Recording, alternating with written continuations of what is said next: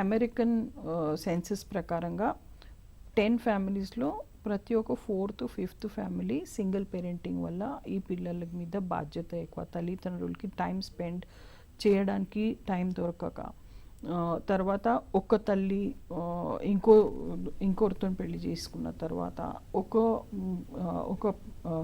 ఒక బిడ్డకి, ఒక అమ్మాయికి, ఒక అబ్బాయికి కనీసం ఒక 2-3 ఫ్యామిలీస్ కలుషితంగా ఉండడం అనేది ఒక సెన్సస్లో వచ్చింది. బట్ స్లోలీ మన దగ్గర కూడా తినడం కానీ, లైఫ్ స్టైల్ కానీ, లేకపోతే రిలేషన్షిప్ కానీ స్లోలీ అదే అడాప్ట్ అవుతుంది.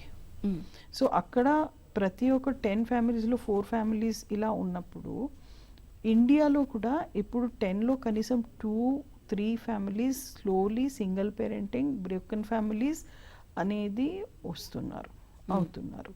కాబట్టి ఆ పిల్లలు ఎక్కడైనా ఆ గ్యాప్, ప్రతి ఒక్క పాపకు కానీ బాబుకి కానీ తల్లిదండ్రులు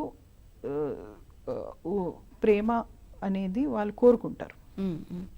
కానీ ఇలాంటి గొడవల వల్ల ఆ గ్యాప్ అనేది పిల్లలలో ఉండిపోతుంది.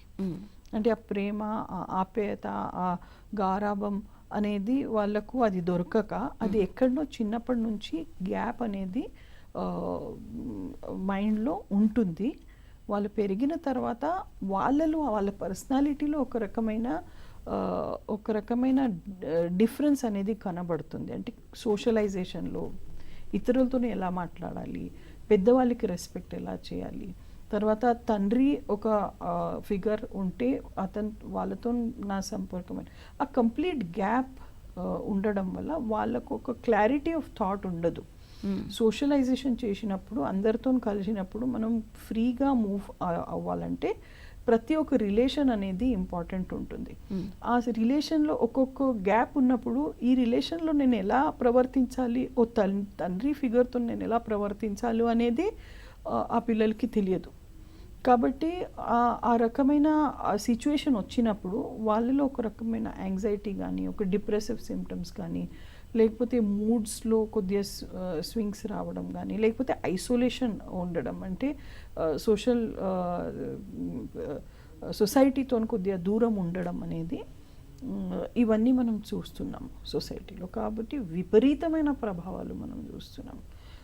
ఒక వ్యక్తి, ఒక స్టూడెంట్ కానీ, ఒక పిల్లవాడు కానీ ఎలా బిహేవ్ చేస్తున్నారు అని దాన్ని కొద్దిగా మనం ఇంటర్వ్యూ చేస్తే ఎక్కడైనా ఫ్యామిలీ బ్యాక్గ్రౌండ్, డిస్టర్బ్డ్ ఫ్యామిలీ అనేది ఉంది, దానివల్ల ఇతను మూడ్ స్వింగ్స్ ఉన్నాయి, దానివల్ల ఇతనికి ఇంట్రెస్ట్ లేకపోవడం, దానివల్ల ఇతనికి ఒక డిప్రెషన్లా ఉండడం, దానివల్ల ఇతను సరిగా చదవలేకపోతున్నాడు అనేది తప్పకుండా అర్థమవుతుంది.